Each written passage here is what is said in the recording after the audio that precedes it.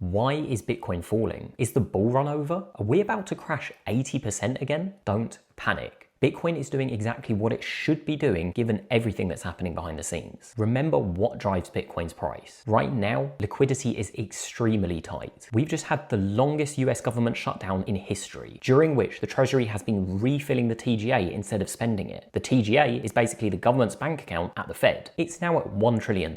Remember, bank reserves are dangerously low, and government spending is the biggest driver of liquidity in the system right now. So when they fill up their account like this and don't spend for so long, that liquidity disappears. Another consequence of all of this is the dollar rising. Remember, a weak dollar is bad for liquidity and therefore for Bitcoin's price. We only need to look back at the last government shutdown in 2018. As soon as the Treasury started spending again, the TGA was drained by $250 billion and Bitcoin snapped right back up. We see the same in other risk assets too. Stock markets followed a similar trend back then and they're doing the same again today. Things are behaving exactly as they should in a tight liquidity environment. And if we do see Bitcoin fall further, I won't be panicking. In fact, I'll be celebrating because the fundamentals have not changed. Nations are still drowning in debt. They're still going to have to print more money. The Fed is still ending QT on December the 1st and resuming balance sheet expansion shortly after. And as a reminder, every time they've done that since 2008, it's resulted in trillions of dollars being created. Trillions. So if Bitcoin goes up, I'm happy. My purchasing power rises. If Bitcoin falls, I'm even happier. I get to accumulate more of the hardest money on earth for less. Nothing about the long-term thesis has changed. If you want more content like this, drop me a follow and check out my YouTube and Substacks in the bio for more in-depth content coming soon.